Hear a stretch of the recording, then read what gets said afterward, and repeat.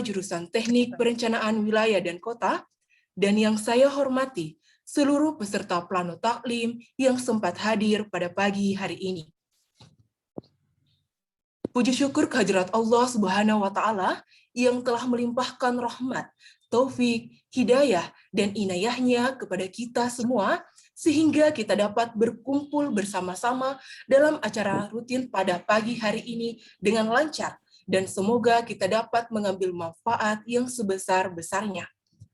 Salawat serta salam semoga tetap kita haturkan kepada junjungan kita, Nabi Agung, Nabi Muhammad SAW yang telah memperjuangkan Islam sehingga kita sekarang dapat hidup dengan iman dan Islam dan dapat tahu mana hal yang buruk yang harus dihindari dan mana perintah wajib yang harus dikerjakan.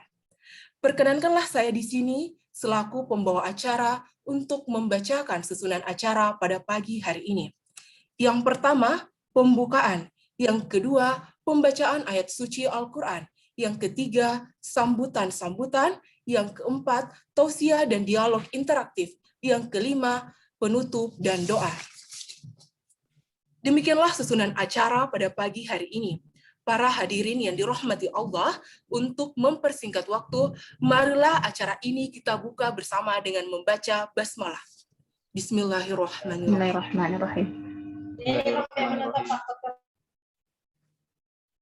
Acara selanjutnya adalah pembacaan ayat suci Al-Quran yang akan dibacakan oleh Saudari Triputri Wulandari Dahlan. Kepada Saudari, kami persilahkan.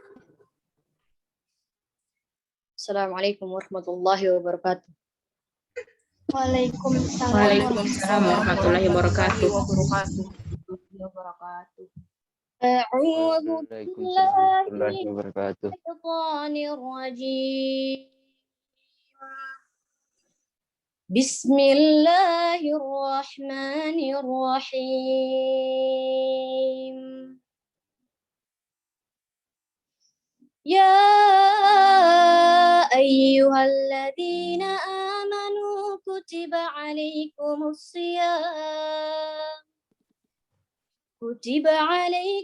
siyam kama kutiba alal ladzina min qablikum la'allakum tattaqun.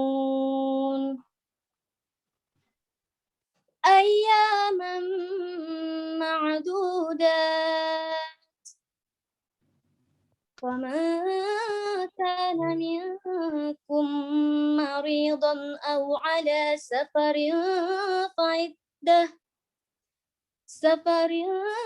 فَعِدَّةٌ مِنْ أَيَّامٍ أُخَرَ وَعَلَى الَّذِينَ يُطِيقُونَهُ فِدْيَةٌ طَعَامُ مسكين وَمَنْ تَطَوَّعَ خَيْرًا فَهُوَ خَيْرٌ لَهُ وَأَنْ تَصُومُوا خَيْرٌ لَكُمْ إِنْ كُنْتُمْ تَعْلَمُونَ. شهر رمضان الذي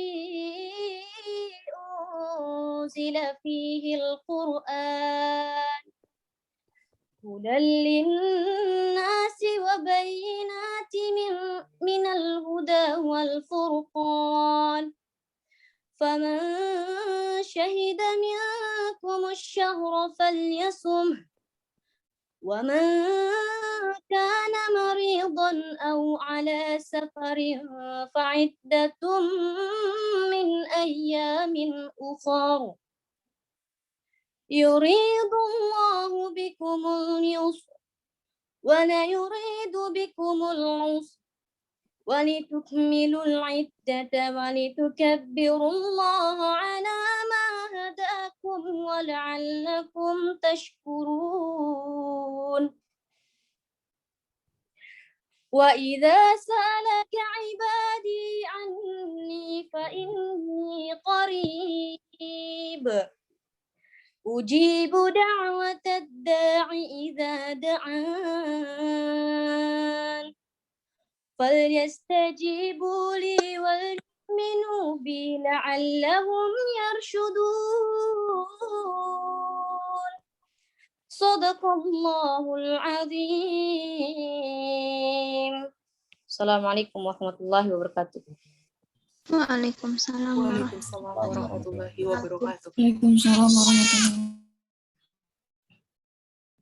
Demikianlah tadi pembacaan ayat suci Al-Quran, dan semoga Allah senantiasa memberikan pahala bagi pembaca dan yang telah mendengarkannya. Amin, amin, ya Rabbal Alamin. Acara selanjutnya adalah sambutan-sambutan. Sambutan pertama akan disampaikan oleh Ketua Jurusan Teknik Perencanaan Wilayah dan Kota, Ayahanda Andi Idam AP SPMSI. Kepadanya kami persilahkan. Atas berkahnya maka kita bisa umat Islam pada hari ini.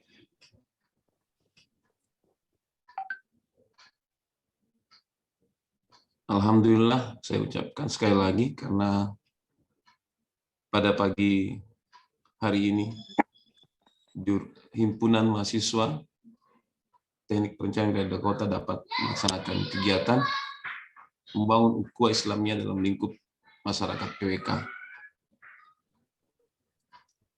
Yang saya hormati tentunya adalah Bapak Al-Ustadz Muhammad Rijal Rasid sebagai Ustadz kita pada hari ini akan memberikan kita tausiah. Kemudian pimpinan organisasi dalam hari ini Dewan Pertimbangan Organisasi dan jajarannya, pengurus himpunan dan jajarannya, serta panitia pelaksana pada hari ini. Dan yang saya banggakan seluruh peserta mahasiswa aktif jurusan Teknik Perencanaan Wilayah dan Kota. Kegiatan ini adalah kegiatan yang sangat bermanfaat, kegiatan yang sangat didukung oleh jurusan, dan bukan cuma jurusan saja, tapi sangat didukung oleh pihak universitas. Dan kegiatan ini adalah kegiatan kita sebagai umat Islam tentunya, dan sebagai universitas Islam juga lebih kuat lagi. Dan yang lebih penting lagi, kegiatan himpunan ini dilaksanakan pada bulan Ramadan. Tentunya kita akan mendapatkan, berharap berkah yang besar pada pelaksanaan kegiatan ini kan dilaksanakan di bulan Ramadan. Kegiatan yang seperti ini, yaitu kegiatan plano ta'lim ini, kita berharap akan selalu dilaksanakan dari generasi ke generasi dengan intensitas dan kualitas yang tentunya lebih sering, lebih baik lagi. Saya berharap ke depan Himpunan Mahasiswa Perencanaan Wilayah dan Kota ini semakin maju dan semakin dapat diandalkan oleh masyarakat dari lingkup perencanaan wilayah dan kota. Tema pada hari ini saya pikir adalah satu tema yang sangat baik, yaitu tema yang merupakan pengharapan kita semua, yaitu membangun ukhuwah Islamiyah dalam lingkup masyarakat PWK. Dengan tema ini kami berharap kita sama-sama semakin sadar akan pentingnya membangun ukhuwah Islamiyah dalam lingkup masyarakat PWK, terkhusus antara Himpunan Mahasiswa Teknik Perencanaan Wilayah dan Kota serta jurusan Teknik Perencanaan Wilayah dan Kota. Peserta pada hari ini saya melihat partisipasi cukup tinggi, 91 orang, alhamdulillah. Kami jurusan sangat bersyukur dengan tingginya partisipasi dari mahasiswa PWK, maka kami berharap bahwa ukhuwah Islamiyah dalam lingkup masyarakat PWK itu terbukti sangat kuat. Akhir kata, saya kembali mengucapkan terima kasih kepada Bapak Ustadz Muhammad Rijal Rasid atas kesempatannya memberikan tausiah atau taklim kepada kita semua. Dan kami berharap dengan acara Plano Taklim ini, hubungan antara himpunan mahasiswa Teknik Perencanaan Wilayah dan Kota dan jurusan Teknik Wilayah dan Kota ke depannya semakin erat lagi dan semakin menghasilkan kemajuan bagi universitas, terkhusus Universitas Islam Negeri Alauddin Makassar. Sekian, terima kasih. Wabillahi taufiq wal hidayah. Wassalamualaikum warahmatullahi wabarakatuh. Waalaikumsalam warahmatullahi wabarakatuh. Terima kasih kepada Ayahanda Andi Idam APST MSI yang telah memberikan sambutannya. Sambutan kedua akan disampaikan oleh Ketua Dewan Pertimbangan Organisasi, Kakanda Afwan Fauzan. Kepadanya kami persilahkan.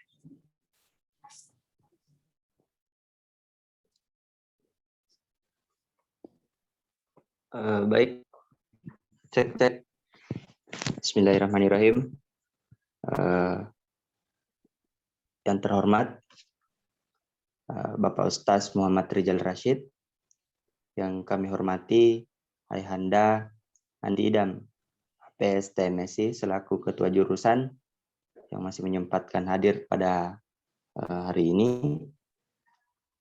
Dan saya banggakan teman-teman pengurus himpunan mahasiswa jurusan Teknik Perencanaan Wilayah dan Kota periode 2021 serta teman-teman peserta yang saya banggakan. Assalamualaikum warahmatullahi wabarakatuh. Waalaikumsalam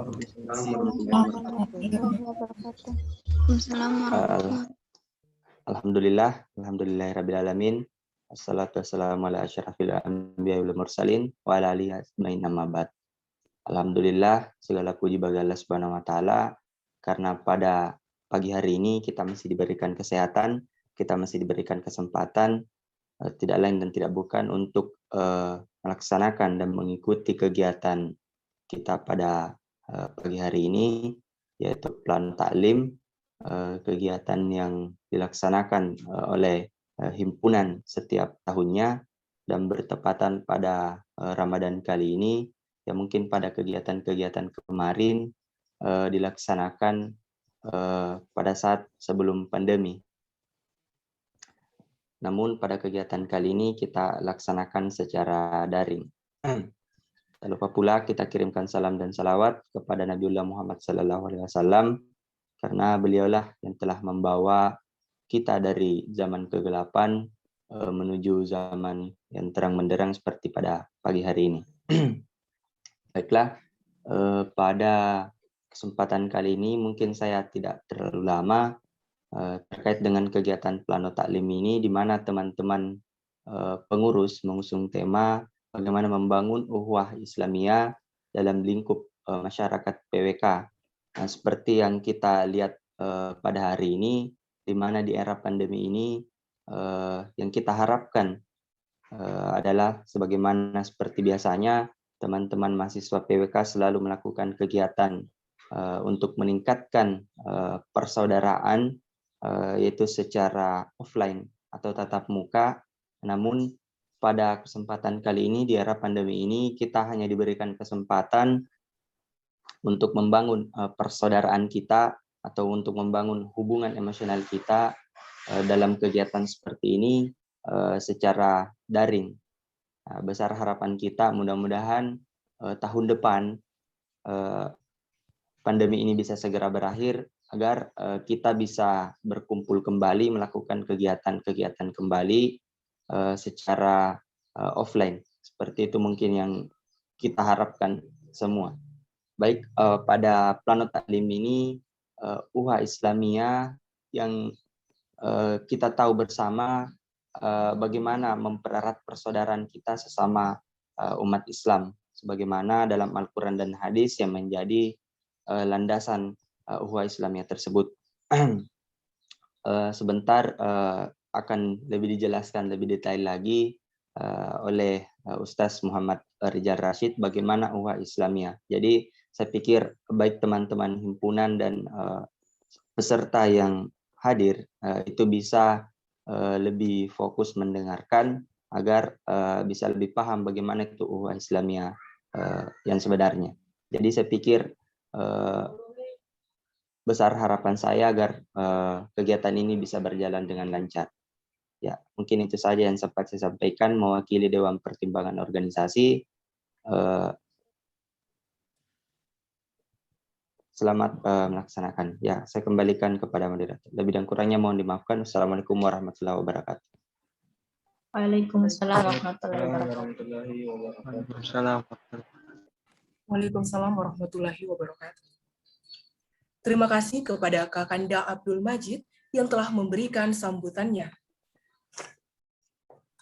Sambutan ketiga akan disampaikan oleh Ketua Himpunan Mahasiswa Jurusan Teknik Perencanaan Wilayah dan Kota, Kakanda Amiruddin. Kepadanya kami persilahkan. Baik, bismillahirrahmanirrahim. Assalamualaikum warahmatullahi wabarakatuh. Waalaikumsalam warahmatullahi wabarakatuh. Yang terhormat Ayahanda Anindam APST MSI selaku Ketua Teknik Perencanaan Wilayah dan Kota. Yang terhormat Ustadz Muhammad Rijal Rasid selaku pemateri pada kegiatan kali ini. Yang terhormat Dewan Pertimbangan Organisasi beserta jajarannya. Yang saya banggakan teman-teman pengurus serta peserta yang menyempatkan hadir pada kegiatan hari ini. Baik, pertama-tama marilah kita panjatkan puji syukur kita kepada Allah Subhanahu wa taala yang telah melimpahkan rahmat, hidayah, karunia dan nikmatnya yang tidak bisa kita hitung sehingga kita dapat berkumpul dalam keadaan sehat pada kesempatan ini.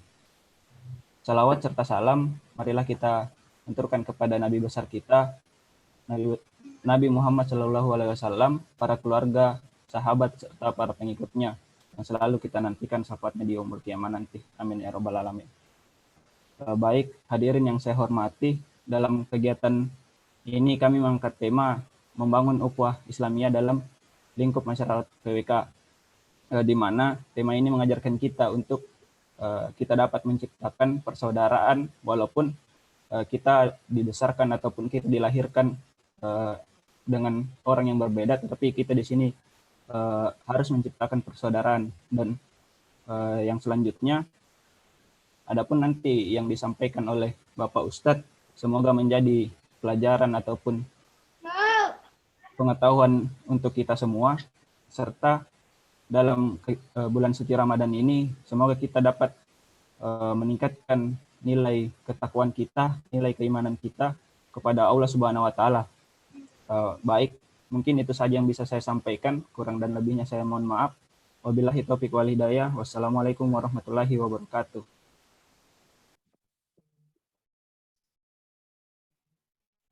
Waalaikumsalam warahmatullahi wabarakatuh. Terima kasih kepada Kakanda Amiruddin yang telah memberikan sambutannya. Acara berikutnya, kita akan mendengar tausiah dan dialog interaktif bersama Ustadz Muhammad Rijal Rasid. Kepada beliau, waktu dan tempat kami persilahkan. Baik, bismillah. Assalamualaikum warahmatullahi wabarakatuh. Waalaikumsalam warahmatullahi wabarakatuh. Alhamdulillahilladzi ala ihsani wa syukur lahu ala taufiqihi wa amtinani.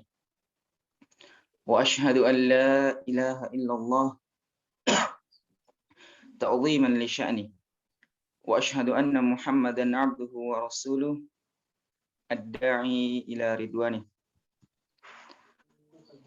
Qala rabbi shrah li sadri wa yassir li amri wahlul 'uqdatam min lisani yafqahu qawli. Alhamdulillah, kita kembali bersyukur atas nikmat yang diberikan oleh Allah Subhanahu wa taala atas kita. Dengan banyaknya kenikmatan yang Allah Subhanahu wa taala berikan kepada kita, bahkan pagi hari ini di mana pagi yang sangat jarang kita dapatkan. Atau mungkin pagi ini adalah disebutkan oleh para ulama 27 Ramadan ini adalah kemungkinan datangnya atau turunnya malam Lailatul Qadar. Dengan ini marilah kita banyak-banyak bersyukur atas kenikmatan yang Allah Subhanahu wa taala berikan kepada kita. Rasulullah SAW pernah mengingatkan kepada kita ada dua kenikmatan yang sangat banyak manusia luput di dalamnya. Dalam hadisnya Rasulullah mengatakan ni'matani maghbudun fihima katsirun minan nas. Ada dua kenikmatan. Dua kenikmatan yang dimana sangat banyak manusia luput di dalamnya. Disebutkan dalam hadisnya dua kenikmatan tersebut adalah as-sihha wal farq, yakni nikmat kesehatan dan nikmat waktu luang. Dan alhamdulillah kita masih diberikan kesempatan oleh Allah Subhanahu wa taala untuk mengisi waktu-waktu kita, untuk mengisi kesehatan kita menjadi penuntut ilmu. Sebagaimana disebutkan juga dalam sabda Nabi, man salaka tariqan yaltamisu fihi iman, sahalallahu tariqan ilal jannah. Barang siapa yang memudahkan langkahnya dalam menuntut ilmu agama, maka niscaya Allah Subhanahu wa taala akan memudahkan langkahnya dalam memasuki surganya Allah Subhanahu wa taala. Kemudian salawat dan salam tak lupa kita curahkan kepada Nabiullah Muhammad sallallahu alaihi wasallam. Karena dengan diutusnya Rasulullah sallallahu alaihi wasallam kita masih bisa merasakan lezatnya keislaman. Kita masih bisa merasakan lezatnya keimanan yang ada dalam diri-diri kita. Dan Allah Subhanahu wa taala mengingatkan kepada kita, laqad kana lakum fi rasulillahi uswatun hasanah. Dan tidak ada dalam diri Rasulullah itu sebuah suri toladan yang baik. Ini merupakan anjuran bahwasanya kita harus kita harus selalu mengikuti Rasulullah dalam kegiatan ibadah-ibadah kita. Dan alhamdulillah kami sebelumnya mohon maaf pada pagi hari ini kita akan atau panitia telah mengamanahkan kepada kami untuk membawakan sebuah plano taklim dengan tema yang sangat Masya Allah, kalau bisa disebut ini adalah tema yang sangat besar. Membangun ukhuwah Islamiyah dalam lingkup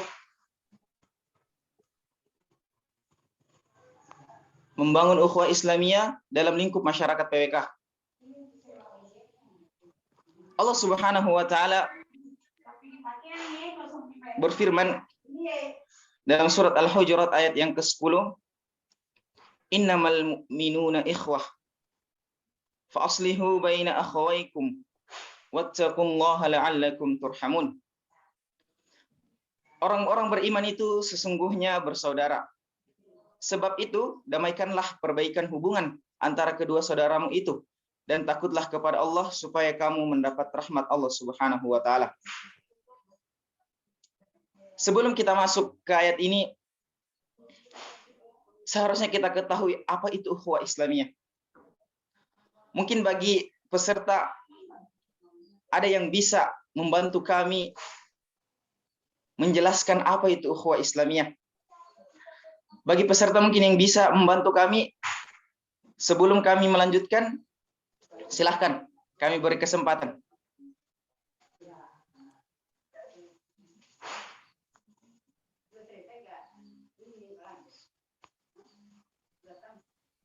Ustaz, saya Ustaz.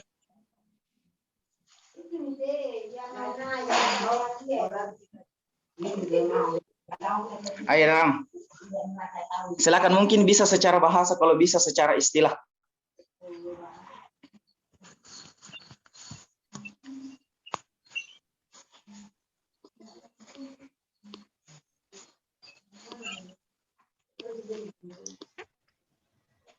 Saya Ustaz.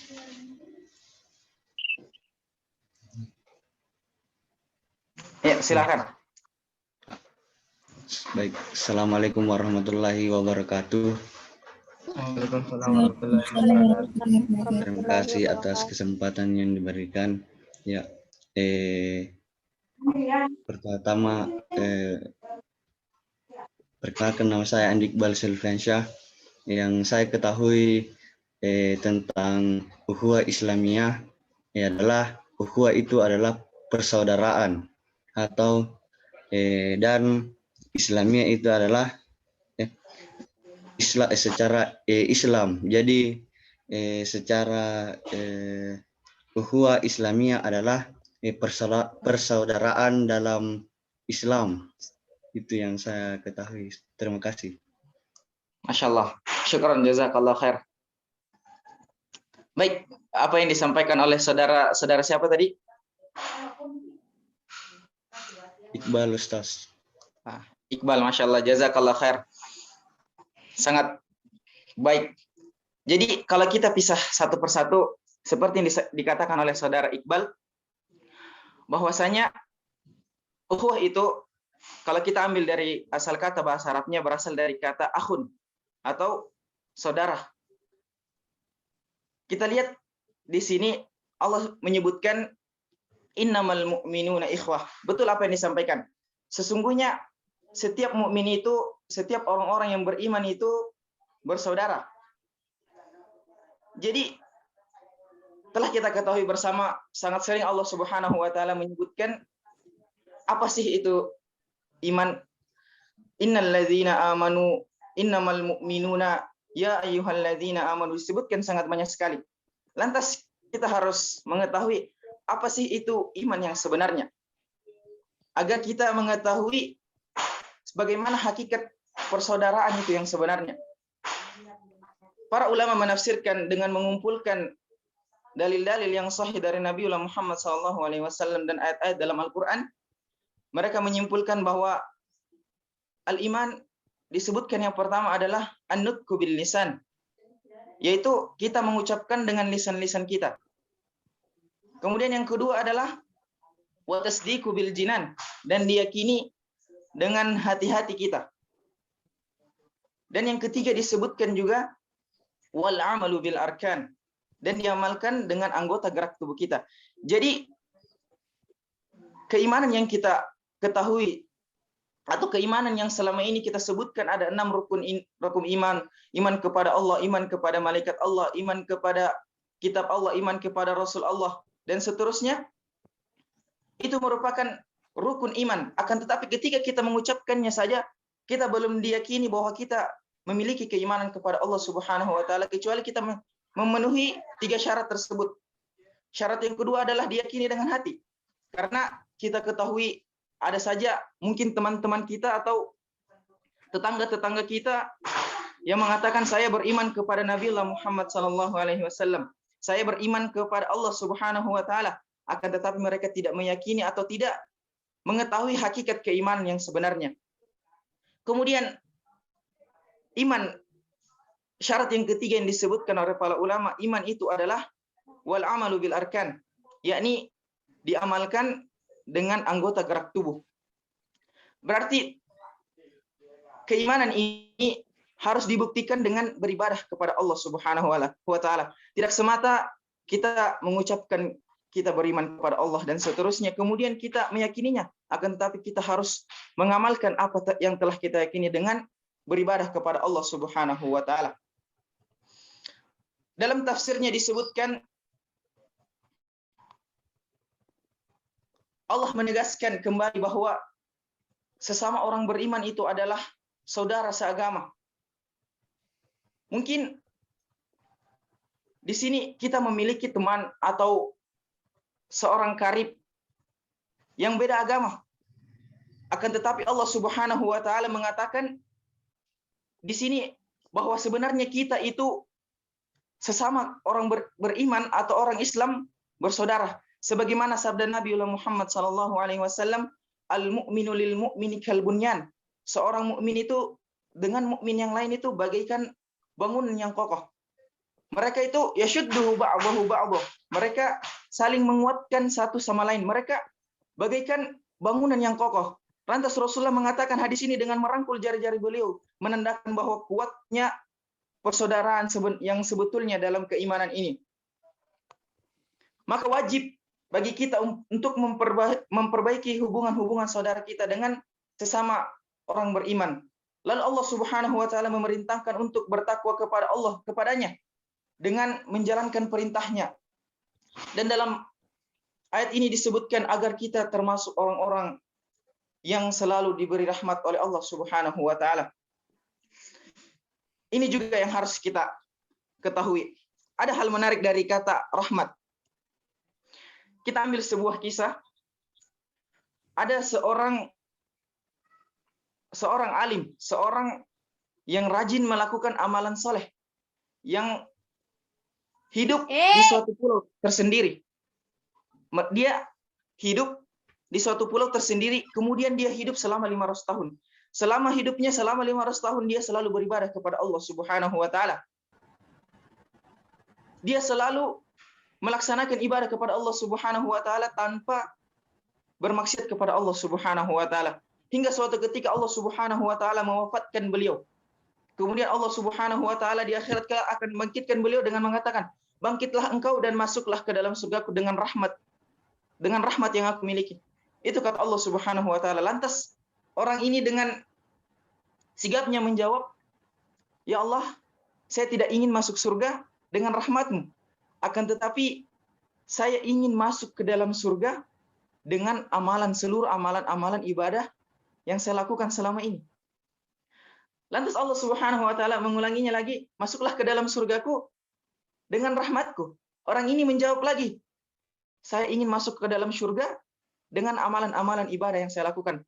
Lantas seketika itu Allah Subhanahu wa taala membandingkan atau menimbang kenikmatan yang Allah Subhanahu wa taala berikan kepada dia. Kenikmatan yang ditimbang oleh Allah Subhanahu wa taala adalah satu indera penglihatannya. Indera penglihatannya ditaruh di timbangan yang satu, kemudian seluruh amalan yang selama 500 tahun ditaruh di timbangan yang lain. Coba bayangkan ketika ditimbang nikmat yang Allah Subhanahu wa taala berikan dalam matanya saja atau indera penglihatannya lebih berat daripada seluruh amalan yang dia kerjakan selama 500 tahun. Inilah salah satu fungsi rahmat Allah Subhanahu wa taala. Karena Allah Subhanahu wa taala akan memasukkan seorang hambanya ke dalam surganya dengan rahmat yang diberikan oleh Allah Subhanahu wa taala. Kemudian dalam ayat ini mengandung dorongan untuk kita melakukan perdamaian. Perdamaian kepada saudara-saudara kita. Mungkin ada yang persaudaraan di antara mereka itu agak renggang, atau ada kalau dikatakan itu mereka baku bombe. Dengan ini marilah kita kembali memuhasabah diri kita bahwasanya sebenarnya kita ini adalah umat yang satu.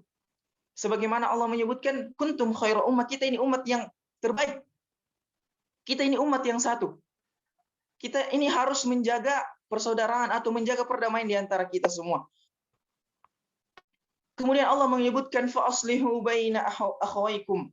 Sebab itu damaikanlah, perbaikan hubungan di antara kalian berdua. Begitu pula kelompok yang membelot, kelompok yang tidak senang terhadap pemimpin. Seperti sekarang ini, mungkin ada saja orang-orang yang tidak senang dengan pemimpin-pemimpin. Mereka tidak senang dengan pemimpin yang mereka anggap tidak bagus. Mereka adalah kelompok-kelompok yang zalim, yang jika mereka membelot, maka tanpa alasan dengan benar, namun mereka tetaplah bersaudara dengan orang-orang yang beriman. Kita ambil sebuah kisah, sebuah persaudaraan yang sangat baik, dicontohkan oleh para sahabat pula. Dalam suatu riwayat disebutkan bahwa suatu ketika kita ketahui sahabat Abu Bakar As-Siddiq adalah sahabat yang paling mulia di antara sahabat yang lain. Bahkan dikatakan oleh Rasulullah, ketika nantinya kelak misalnya seluruh amalan ibadah yang dilakukan Abu Bakar As-Siddiq ditimbang dengan seluruh umatku, maka sesungguhnya niscaya amalan Abu Bakar As-Siddiq lebih berat daripada seluruh umatku yang lain. Di sini suatu ketika Abu Bakar melakukan kesalahan terhadap Umar bin Khattab yang merupakan khalifah yang sangat tegas. Umar pun marah. ketika hendak pergi. Namun Abu Bakar menarik ujung bajunya seraya meminta maaf. Maafkanlah aku wahai saudaraku. Wahai Umar, maafkanlah aku. Semoga Allah mengampuni dosa-dosamu. Coba kita bayangkan. Di sini kalau kita mungkin memperhatikan bahwa kemuliaan Abu Bakar, sebuah keagungan Abu Bakar yang disebutkan oleh Rasulullah bahkan telah dijamin masuk surga di antara 10 sahabat yang lain. Akan tetapi Abu Bakar masih meminta maaf kepada saudara-saudaranya yang lain ketika melakukan kesalahan. Lantas Umar ketika Abu Bakar meminta maaf kepadanya, Umar langsung memasuki rumahnya seraya menutup pintu, sedangkan Abu Bakar dibiarkan di luar dan tidak diajak bicara oleh Umar. Selama beberapa waktu Rasulullah mendengar cerita ini, mendengar kisah dari beberapa sahabat yang lain terhadap kasus ini. Lantas ketika suatu waktu pada waktu sholat zuhur, Umar ini datang di masjid dan mendekati Rasulullah SAW. Kemudian Umar duduk di hadapan Rasulullah SAW dan ketika itu Rasulullah memalingkan wajahnya. Kemudian Umar pindah ke sisi sebelahnya tempat Rasulullah memalingkan wajahnya dan Rasulullah memalingkan wajahnya kembali.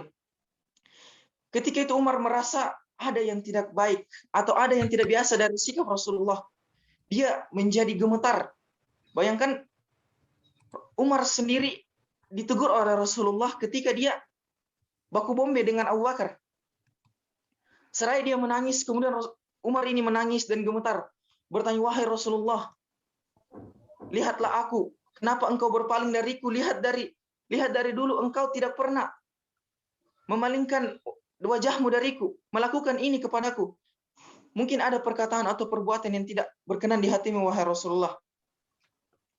Kemudian Rasulullah menanggapi hal tersebut. Rasulullah mengatakan, apakah engkau mengatakan sesuatu kepada Abu Bakar, kemudian Abu Bakar meminta maaf tapi engkau tidak memaafkannya? Seraya Rasulullah mengatakan atau berdiri dan menghadap para sahabat yang lain. Ketahuilah oleh kalian semua, ketika pertama kali aku diutus kepada kalian, kalian mengatakan engkau adalah pembohong, ada Rasulullah pembohong. Akan tetapi Abu Bakar menyebutkan bahwa Rasulullah adalah sesuatu yang benar. Apakah kalian ini meninggalkan sahabat kami satu ini? Maka seketika Umar langsung memohon maaf kepada Abu Bakar. Yang sebelumnya mungkin kita lihat Abu Bakar yang salah, melakukan kesalahan, akan tetapi di sini Umar yang minta maaf. Bahwasanya semua dari kisah ini dapat kita ambil bahwasanya sesungguhnya setiap keimanan yang didirikan atas keridhaan Allah Subhanahu wa taala, atas rahmat yang diberikan oleh Allah Subhanahu wa taala, maka sesungguhnya akan membangun sebuah persaudaraan. Sebuah persaudaraan itu tidak bisa dibangun tanpa keimanan. Mungkin ada sebuah perkataan Allah Subhanahu wa taala yang sangat agung yang membalikkan hal ini.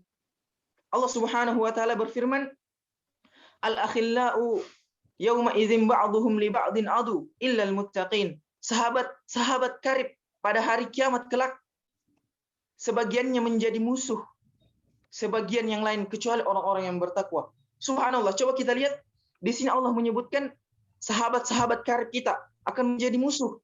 Mungkin teman-teman tongkrongan kita atau teman-teman sebaya kita yang selalu bersama dengan kita akan menjadi musuh pada hari kiamat selain orang-orang yang bertakwa. Berdasarkan ayat ini, mengapa orang-orang yang berkawan karib itu di dunia bisa menjadi musuh di akhirat? Karena sesungguhnya persahabatan dalam maksiat atau kekufuran kelak akan menjadi permusuhan di akhir hari kiamat kelak. Karena ketika seseorang membangun persahabatan di atas kemaksiatan kepada Allah Subhanahu wa taala, membangun persahabatan di luar keimanan kepada Allah Subhanahu wa taala, maka sesungguhnya mereka di akhirat kelak akan mempertanyakan atau mereka saling mempertanggungjawabkan amalannya. Mereka ketika ditanya oleh Allah, apa yang kau kerjakan pada saat ini? Wahai Tuhanku, wahai Rabbku, saudaraku ini mengajakku melakukan maksiat ini. Itulah yang kita ketahui. Mungkin kita sekarang menganggap hal ini sesuatu yang sederhana, akan tetapi di akhirat kelak teman-teman karib kita, saudara-saudara kita, bahkan keluarga-keluarga kita bisa saling menuntut terhadap kita. Bahkan ketika suami dan istri bisa menuntut suami dan atau istrinya. Mereka bisa saling menuntut bahwa dia ini mengajakku dalam keburukan. Terlebih lagi kepada teman-teman. Ditafsirkan dalam ayat ini Syekh Syed Al-Qutub dalam kitabnya, sesungguhnya permusuhan teman karib disebabkan oleh motivasi pertemanan itu. Maksudnya bahwa mereka ketika di dunia bersekutu dalam kejahatan antara satu dengan yang lain, saling menyokong dalam kesesatan, pada hari kiamat kelak mereka saling memusuhi dan saling menyalahkan.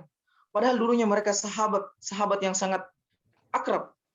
Dalam pandangan ahli hikmah disebutkan para sahabat atau persahabatan itu terkait dengan cinta. Ini kita bahas tentang suatu kata cinta. Sedangkan cinta itu lahir karena ada keyakinan terhadap hal tersebut. Ketika kita bisa memperoleh kebaikan atau menolak keburukan, kapan saja keyakinan itu terwujud, niscaya cinta itu akan hadir. Cinta sesama saudara kita itu akan hadir ketika kita meyakini bahwa keimanan kepada Allah Subhanahu wa Ta'ala melahirkan yang namanya persaudaraan, maka niscaya rasa cinta kepada saudara kita akan hadir, sebagaimana telah kita dianjurkan oleh para ulama bahwa ketika kita mencintai seseorang atau ketika kita menyukai seseorang, ucapkanlah ana uhibbuka fillah, sesungguhnya aku mencintaimu karena Allah. Ana uhibbuka au uhibbuki fillah, mencintaimu karena Allah, karena sesungguhnya hakikat kecintaan yang sebenarnya adalah kita mencintai Allah Subhanahu wa Ta'ala dan mencintai Rasulullah Sallallahu Alaihi Wasallam.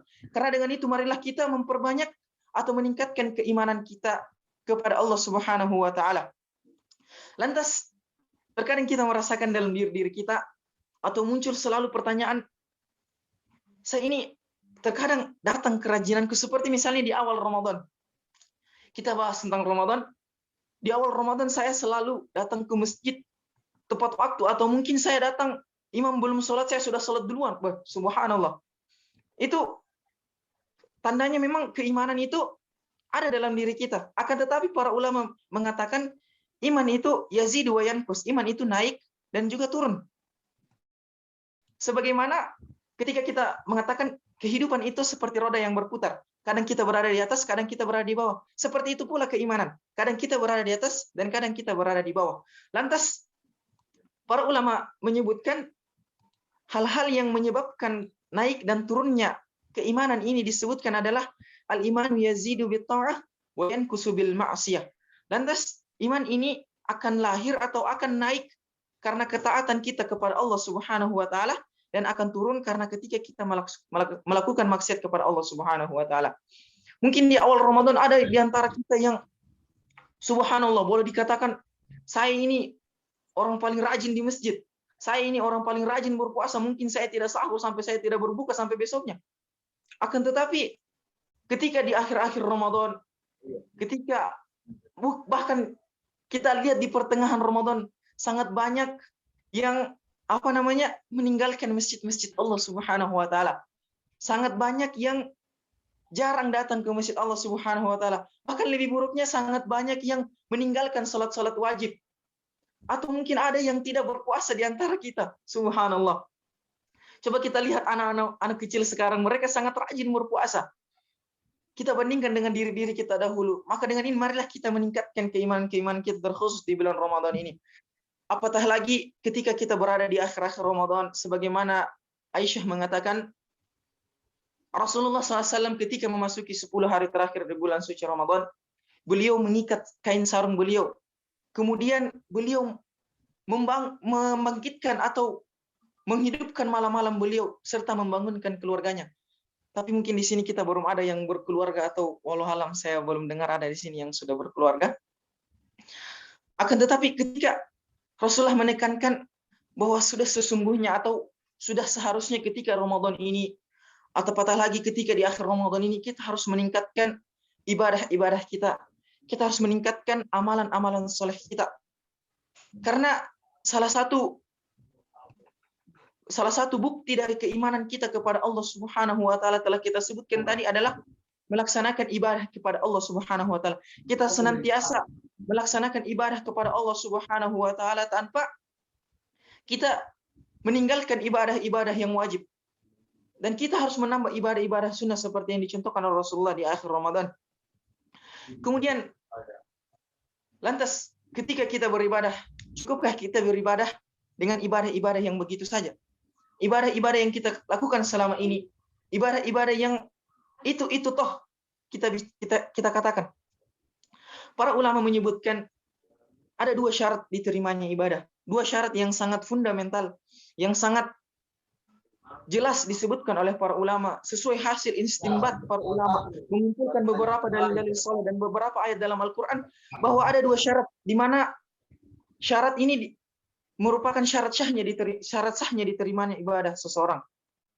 Disebutkan yang pertama syarat diterimanya ibadah adalah ikhlas kepada Allah Subhanahu wa taala. Yakni semata-mata ketika kita melaksanakan ibadah, semata-mata ketika kita beribadah kepada Allah Subhanahu wa taala, kita itu harus meniatkan sesungguhnya ibadah ini hanya untuk Allah Subhanahu wa taala. Saya beribadah hanya kepada Allah Subhanahu wa taala.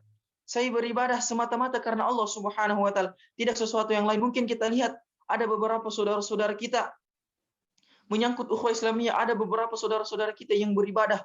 Mereka menyembah pohon, atau mereka sujud di kuburan, atau mereka mungkin sujud kepada pacarnya, subhanallah.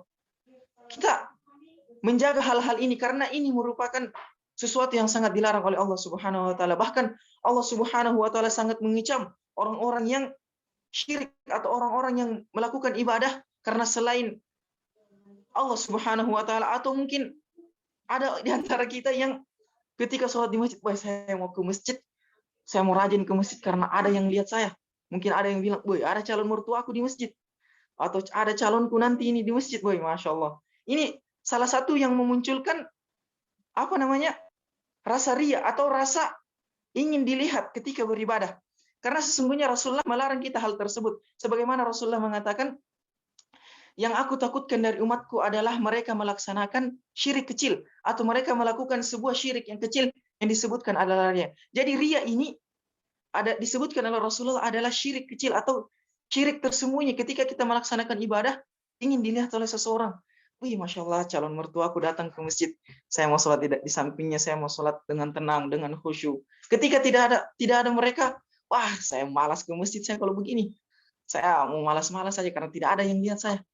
Itu merupakan hal yang salah ketika kita beribadah bukan karena Allah Subhanahu wa taala. Kemudian syarat yang kedua diterimanya ibadah adalah kita melaksanakan ibadah mutaba'ah ala Nabi sallallahu alaihi wasallam, yakni kita berpedoman kepada Nabiullah Muhammad sallallahu alaihi wasallam. Amalan apapun yang kita lakukan, ketika kita melaksanakan salat sebagaimana Rasulullah mengatakan, "Sallu kama ra'aitumuni usalli." Salatlah sebagaimana kalian melihat aku salat. Bahkan di suatu kisah ada 3 orang sahabat mengatakan, "Wahai Rasulullah," mereka ketika ingin lantaran semangatnya dalam beribadah, mereka melenceng dari Rasulullah SAW. Ada yang mengatakan, "Saya ingin berpuasa tanpa berbuka." Subhanallah. Saya ingin berpuasa tanpa berbuka. Adalah yang mengatakan, "Saya tidak ingin menikah ya Rasulullah." Masya Allah. Bayangkan, saya tidak ingin menikah. Mungkin di antara kita siapa yang tidak ingin menikah? Bahkan orang-orang yang sudah menikah saja masih ingin menambah istrinya, atau mohon maaf kepada yang perempuan atau yang akhwat, akan ada laki-laki saja yang berpikir sudah menikah tapi masih ingin menambah istrinya. Itulah maksudnya Rasulullah bahkan menyebutkan, lakukanlah amalan yang telah aku kerjakan sebagaimana Rasulullah contohkan.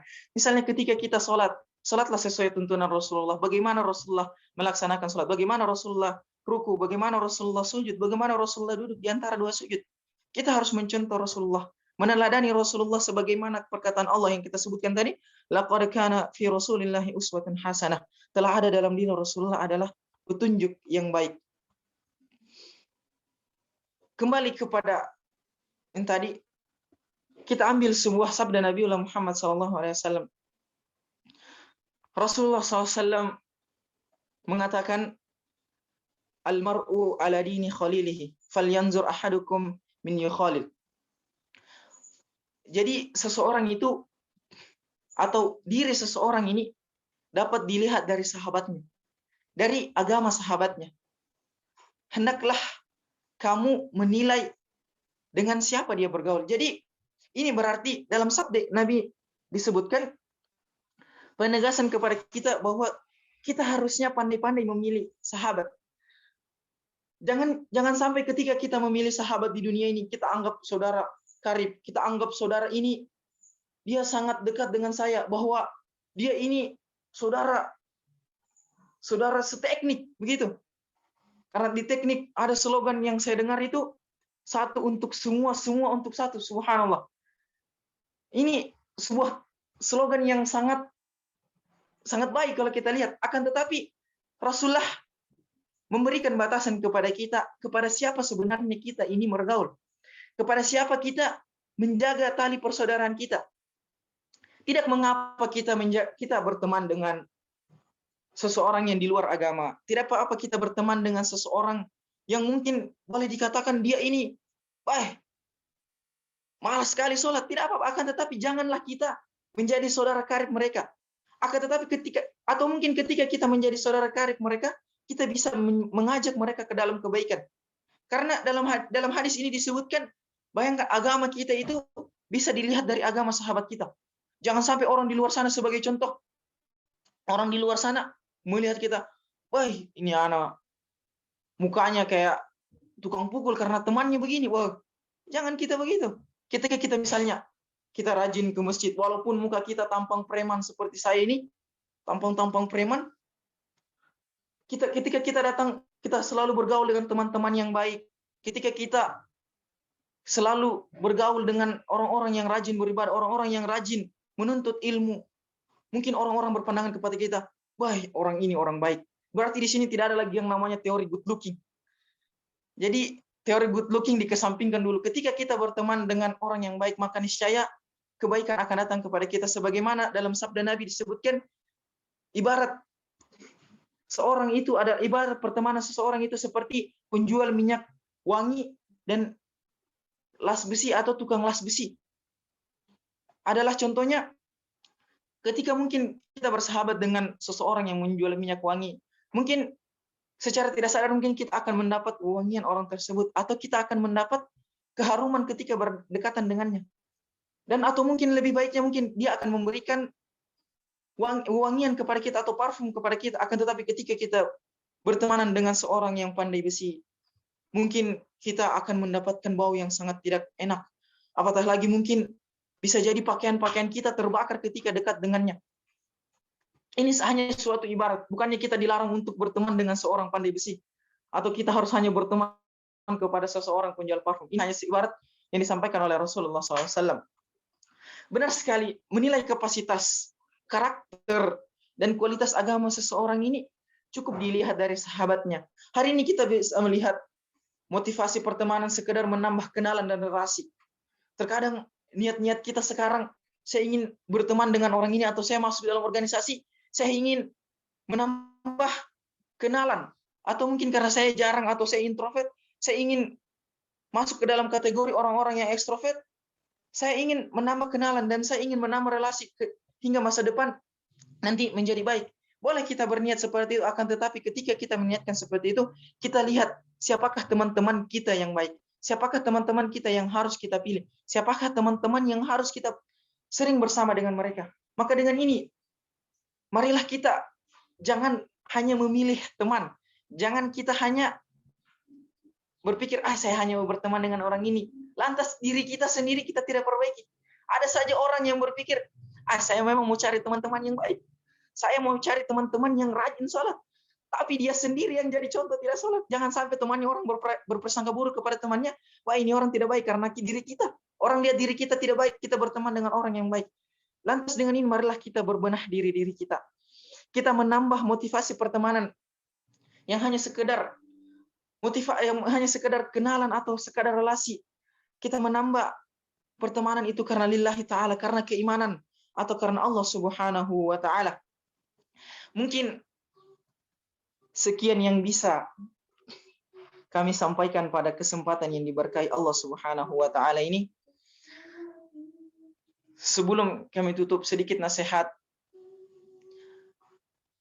Ramadan akan berakhir. Mungkin sebelum masuk Ramadan banyak di antara kita yang berdoa, ya Allah, Allahumma ballighna Ramadan. Ya Allah, jumpahkanlah aku dengan bulan suci Ramadan. Lantas telah kita sadari Ramadan tinggal sekitar 3 atau 4 hari lagi. Yang berarti Ramadan ini akan meninggalkan kita dan tidak ada kemungkinan atau tidak ada suatu kepastian yang akan datang bahwa kita akan menjumpai Ramadan ini, menjumpai Ramadan yang akan datang kelak. Maka dengan ini marilah kita memperbanyak atau meningkatkan amalan-amalan ibadah kita di bulan suci Ramadan ini, terkhusus di akhir-akhir Ramadan ini. Marilah kita kejar-kejar atau kita bangkitkan malam-malam kita. Kita bangunkan istri, bangunkan suami kita ketika kita ingin melaksanakan sholat-sholat di malam harinya.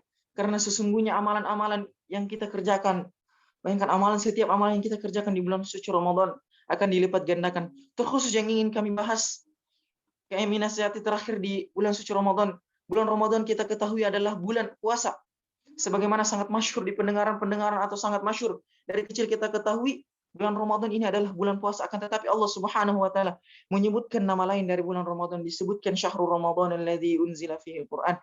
Ramadan ini adalah bulan di mana diturunkannya Al-Qur'an.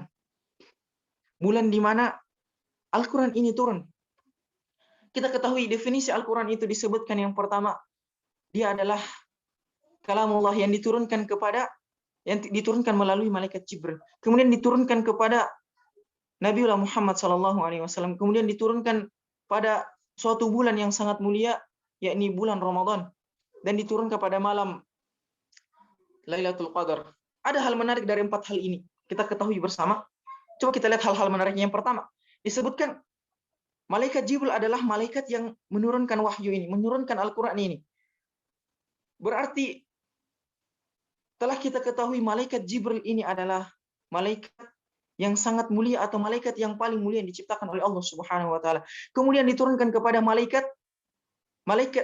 kemudian diturunkan kepada Nabiullah Muhammad SAW yang tidak lain dan tidak bukan Nabiullah Muhammad SAW adalah nabi sekaligus manusia terbaik yang diciptakan oleh Allah Subhanahu wa taala dari penciptaannya Nabi Adam hingga akhir zaman kelak. Kemudian diturunkan pada bulan yang sangat mulia, yakni bulan suci Ramadan, dan diturunkan pada malam yang sangat mulia, yakni malam Lailatul Qadar. Berarti kita menyangkut 4 hal kemuliaan ini dan tidak menutup kemungkinan, bahkan sangat memungkinkan bahwa ketika kita dekat dengan Al-Quran, ketika kita menjaga keharmonisan kita dengan Al-Quran, ketika kita menjaga keakraban kita dengan Al-Quran, maka niscaya kita akan termasuk dalam daftar-daftar di sisi Allah Subhanahu wa taala sebagai orang-orang yang dimuliakan oleh Allah Subhanahu wa taala. Dan tidak hanya kemuliaan yang kita dapatkan di dunia ketika kita dekat dengan Al-Quran, maka Al-Quran ini merupakan saudara kita, merupakan sahabat kita yang sangat solid bahkan di akhirat kelak. Sebagaimana Rasulullah menyebutkan, Iqra'ul Quran, bacalah Al-Quran, fa innahu ya'ti yaumal qiyamah syafi'an li ashabi. Rasulullah mengatakan bacalah Al-Quran, sesungguhnya Al-Quran ini akan menjadi penolong bagi orang-orang yang dekat dengan Al-Quran, bagi orang-orang yang menjadi sahabat. Di sini disebutkan fa innahu ya'ti yaumal qiyamah sahabat. Fa innahu ya'ti yaumal qiyamah syafi'an li ashabi. Akan menjadi syafaat, akan menjadi penolong di akhirat kelak, menjadi penolong orang-orang yang bersahabat dengan Al-Quran, menjaga keakrabannya dengan Al-Quran, menjaga keharmonisannya dengan Al-Quran. Maka dengan ini marilah kita di sisa waktu Ramadan ini, marilah kita menjalankan sebuah sunnah yang diperintahkan oleh Rasulullah dan dicontohkan oleh para ulama, memperbanyak mengaji atau memperbanyak tadarus Al-Quran di bulan suci Ramadan. Hadanallahu wa iyyakum. Sekian yang bisa kami sampaikan. Lebih dan kurangnya mohon maaf. Selebihnya datangnya dari Allah Subhanahu wa taala, dan kebenaran hakikatnya memang datang dari Allah Subhanahu wa taala, dan segala kekurangan datang dari kami pribadi sebagai makhluk ciptaan Allah Subhanahu wa taala. Hadanallahu wa iyyakum. Subhanakallahumma bihamdik asyhadu an la ilaha illa anta astaghfiruka wa atubu ilaik. Wa akhiru da'wana alhamdulillahi rabbil alamin. Assalamualaikum warahmatullahi wabarakatuh. Waalaikumsalam. Waalaikumsalam. Waalaikumsalam warahmatullahi wabarakatuh. warahmatullahi wabarakatuh. Alhamdulillah, terima kasih kami sampaikan kepada Ustadz Muhammad Rijal Rashid. Semoga tausiah tadi dapat kita amalkan dalam kehidupan sehari-hari. Teman-teman sekalian, jika ada yang ingin mengajukan pertanyaan, dipersilahkan. Akan tetapi, mohon maaf karena terbatasnya waktu, maka pertanyaan kami batasi untuk sesi pertama 2 buah pertanyaan saja. Kepada teman-teman yang ingin mengajukan pertanyaan, boleh raise hand atau langsung menyampaikan pertanyaannya.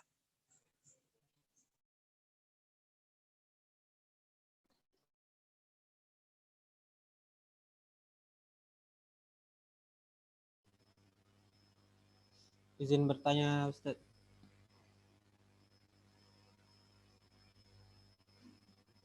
Ayo, Fadal.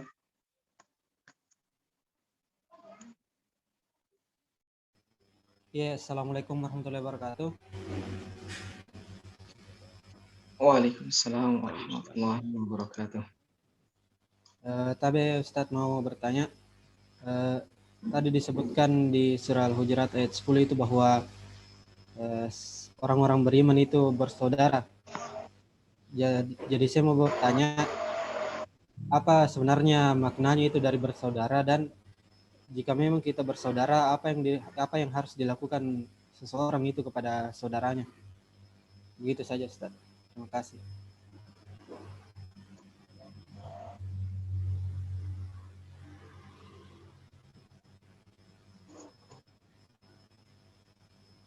Tolong diulang pertanyaannya, tadi tidak kedengaran. Oh iya, kedengaran jadi, Ustaz.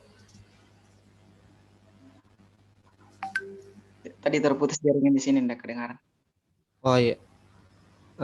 Jadi pertanyaannya, Ustaz, apa sebenarnya makna dari persaudaraan?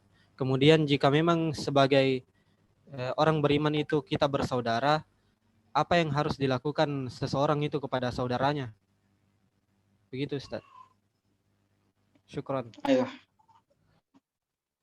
Bagaimana, ini kita langsung jawab atau kita tunggu pertanyaan lagi? Tapi Ustaz mungkin langsung jawab, Miss. Ayo, syukur. Pertanyaannya itu tadi menyangkut bagaimana itu sebenarnya persaudaraan dan bagaimana seharusnya kita dalam bersaudara, gitu.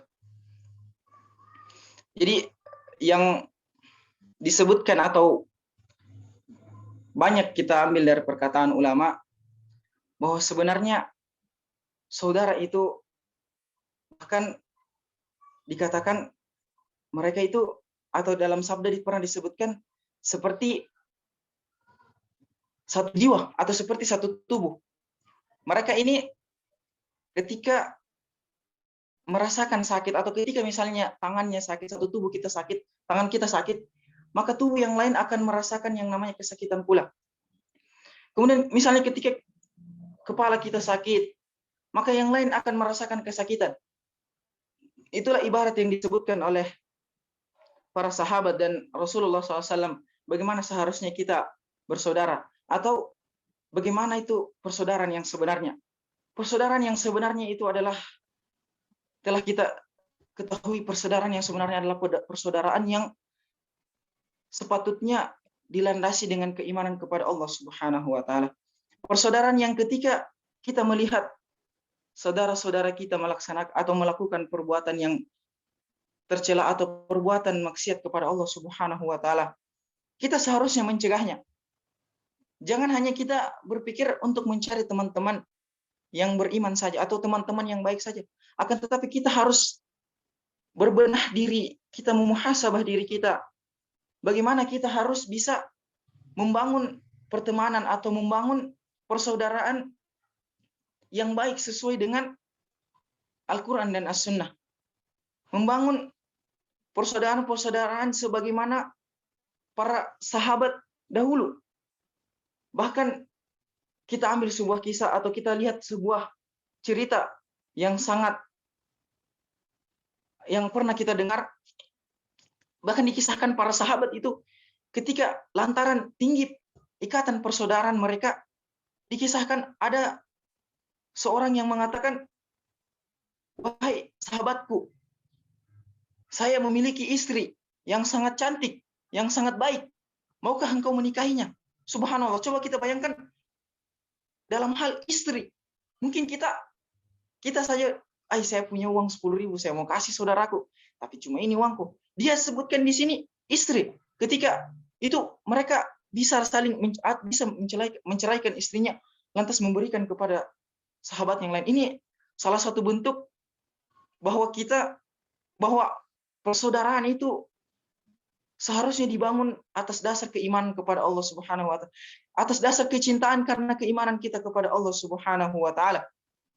Akan tetapi dari kisah ini jangan kita berpikir, wah saya sudah akrab dengan temanku, nanti saya juga saya mau kasih istriku sama mereka. Wah, jangan begitu. Karena menyangkut ini hanya sebagai contoh persaudaraan saja tadi. Adapun tentang perceraian itu sesuatu yang sangat tercela, sesuatu yang sangat dilarang bukan dilarang, sebenarnya ini adalah perkara halal, akan tetapi sangat dibenci oleh Allah Subhanahu wa taala. Itulah, tapi melenceng dari hal tadi, kita kembali, sebenarnya persaudaraan ini yang benar, yang sebenarnya adalah, atau yang seharusnya, yaitu persaudaraan yang ketika kita melihat saudara kita melakukan maksiat, ketika kita melihat saudara kita melakukan perbuatan yang dilarang oleh Allah Subhanahu wa taala, atau mungkin tingkat tertingginya ketika kita melihat saudara kita melaksanakan perbuatan yang sia-sia, terkhusus perbuatan yang tidak ada manfaatnya, kita menegur dia, ya akhi, ya saudara, wahai saudaraku, ya ikhwani, wahai saudara-saudaraku. Janganlah, maksudnya marilah kita kembali ke jalan Allah Subhanahu wa taala. Marilah kita kembali kepada hakikat persaudaraan yang sebenarnya. Saling menegur, saling menasihati, dan saling kembali ke jalan Allah Subhanahu wa taala. Mungkin itu saja yang bisa kami tangkap dari, dan kita bisa jawab dari pertanyaan tadi. Afwan kalau ada kekurangan, bisa dilanjut, kami serahkan kepada moderator.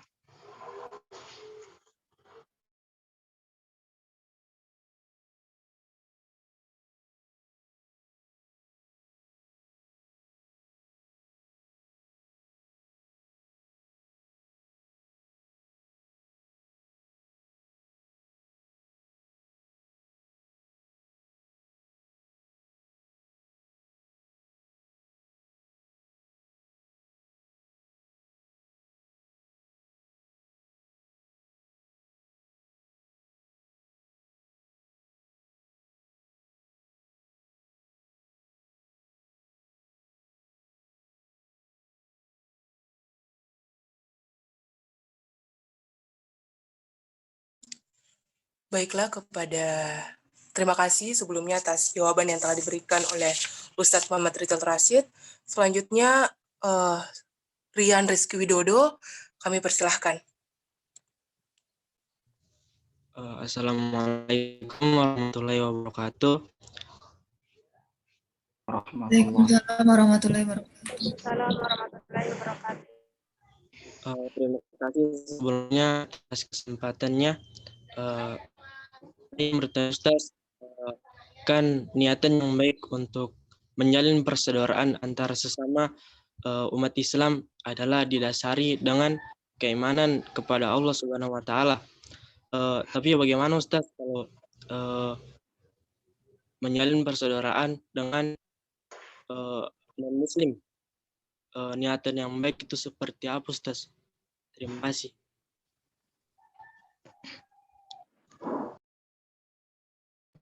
Baik, syukron, ini pertanyaan yang sangat baik. Pertanyaan bagaimana niatan yang baik ketika kita ingin berteman atau menjadikan saudara non-muslim atau saudara yang beda atau tidak beragama Islam menjadi saudara kita. Ini sebuah pertanyaan yang sangat baik. Jadi ketika misalnya kita ingin berteman dengan mereka. Mungkin ada yang namanya pertemanan dengan batas wajar. Kita misalnya di kampus, ketika kita karena mendengar ceramah ini, saya tidak ingin berteman dengan orang non-muslim. Saya tidak ingin berteman dengan mereka karena katanya Ustadz ini lebih bagus berteman sama orang beriman. Tidak. Ketika kita memiliki teman, kita jalin persaudaraan dengan mereka. Kita akan tetapi ketika kita berteman dengan mereka, kita berikan contoh yang baik. Kita berikan contoh yang sebenarnya bagaimana itu seorang muslim. Bagaimana itu ketika seseorang muslim atau ketika kita itu muslim ini berteman. Kita mungkin ketika masuk waktu sholat atau masuk waktu beribadah kita, sholat ataupun berpuasa dan yang lainnya, kita melaksanakan dengan tidak enak mau pergi sholat karena temanku ini orang-orang tidak sholat rata-rata. Kita contohkan bahwa sebenarnya ketika kita sholat, ketika kita puasa, bahwa dengan itu membangkitkan akhlak yang baik dalam diri kita. Inilah pentingnya ketika kita sudah membangun keimanan, ketika kita sudah melaksanakan memperbanyak ibadah kita kepada Allah Subhanahu wa taala, kita membangun akhlak yang baik, kita membangun jiwa persaudaraan kita yang baik, kita membangun solidaritas kita yang baik. Dengan niatan misalnya ketika kita berteman dengan orang kafir, saya ingin berteman dengan dia dan kita selalu berdoakan mereka. Doakan kebaikan kepada mereka. Ya Allah, jika engkau bisa memberi atau berikanlah hidayah kepada temanku ini. Berikanlah petunjuk melaluiku. Kita harus menjadi wasilah kepada mereka. Ya Allah, berikanlah petunjuk agama ini kepada mereka melaluiku. Maka dengan ini sudah sepantasnya ketika kita ingin berteman dengan mereka. Jangan ketika kita memiliki iman yang sebatas atau keilmuan yang sebatasnya saja, atau mungkin bahkan kita yang dinasihati sama mereka. Ada saja kisah kita dapat, ini dia berteman sama ini, si A dengan si B mereka berteman. Misalnya si A ini Kristen atau si A ini non-Muslim, kemudian si B ini Islam, lantas si B ini yang masuk Islam. Nauzubillah min zalik. Itu berarti tanda ketika dia berteman dengan mereka, dia tidak memiliki standar keilmuan Islam yang baik. Dia tidak memiliki keyakinan yang baik, keimanan yang baik. Sebagaimana kita sebutkan bahwa keimanan itu adalah ketika kita mengucapkan, kemudian kita meyakini dalam hati. Berarti dia tidak meyakini bahwa iman itu adalah diyakini dengan hati kita, kemudian diamalkan dengan perbuatan, tidak cukup dengan diucapkan saja. Itulah salah satu niatan yang baik ketika misalnya kita berteman, ketika misalnya kita ingin menjalin persaudaraan dengan mereka, dengan non-muslim. Kita niatan bahwa kita harus mencontohkan mereka kebaikan, kemudian kita niatkan kalau bisa kita doakan mereka agar bisa mendapat hidayah ini, mendapat hidayah ditunjukkan kepada jalan yang benar ini. Terlebih lagi, misalnya ketika misalnya mereka mendapat hidayah melalui kita, subhanallah, itu sebuah keutamaan, kita akan mendapat pahala yang sangat besar dari Allah Subhanahu wa taala. Sebagaimana Rasulullah bersabda, "Man dalla ala khairin falahu mithlu ajri fa'ilihi." Barang siapa yang mencontohkan kebaikan atau menunjukkan jalan kebaikan, falahu mithlu ajri fa'ili, maka dia akan mendapatkan pahala semisal orang yang kerjakan itu. Jadi tanpa mengurangi pahala orang tersebut. Jadi ketika misalnya kita lagi tidur-tidur, misalnya ada saudara kita yang termotivasi atau bahkan mendapat hidayah masuk ke dalam agama ini karena kita, maka niscaya setiap amalan yang dia lakukan, mungkin ketika kita lagi tidur dia lagi sholat malam, atau ketika kita lagi bawa motor dia lagi mengaji, setiap amalan-amalan yang dia kerjakan karena kita tunjukkan kebaikan kepadanya, maka niscaya pahala yang dia kerjakan akan kita dapat pula tanpa mengurangi pahala orang tersebut. Itulah salah satu niatan yang baik ketika kita ingin berteman dengan saudara-saudara kita yang lain. Mungkin sekian dari saudara yang bertanya tadi. Syukran. Assalamualaikum warahmatullahi wabarakatuh. Waalaikumsalam. Waalaikumsalam warahmatullahi wabarakatuh. Waalaikumsalam warahmatullahi wabarakatuh. Terima kasih sebanyak-banyaknya atas tausiah yang telah disampaikan oleh Ustadz Muhammad Ridwan Rashid. Alhamdulillah, itulah tadi tausiah dan dialog interaktif.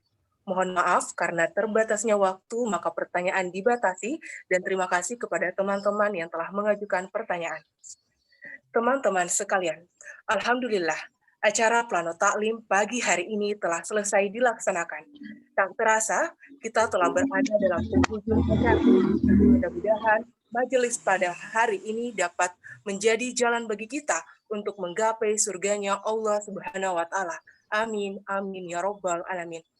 Rasa terima kasih dan permohonan maaf kami sampaikan selaku pembawa acara atas kesalahan yang mungkin disengaja maupun tidak disengaja. Marilah kita membaca doa akhir majelis bersama-sama. Subhanakallahumma wa bihamdika asyhadu an la ilaha illa anta astaghfirullah wa atubu ilaik. La haula wa la quwata illa billahil aliyul azim. Wassalamualaikum warahmatullahi wabarakatuh. Teman-teman, selanjutnya adalah sesi foto. Jadi diharapkan kepada teman-teman untuk mengaktifkan kameranya.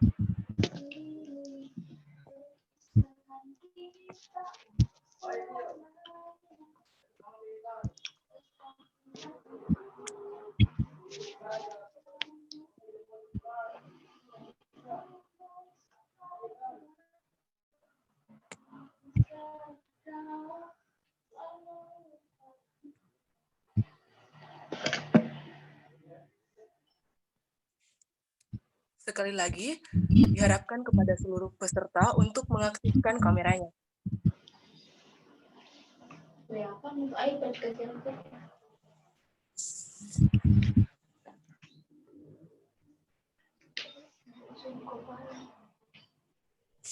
Mungkin itulah Plano Taklim pada pagi hari ini.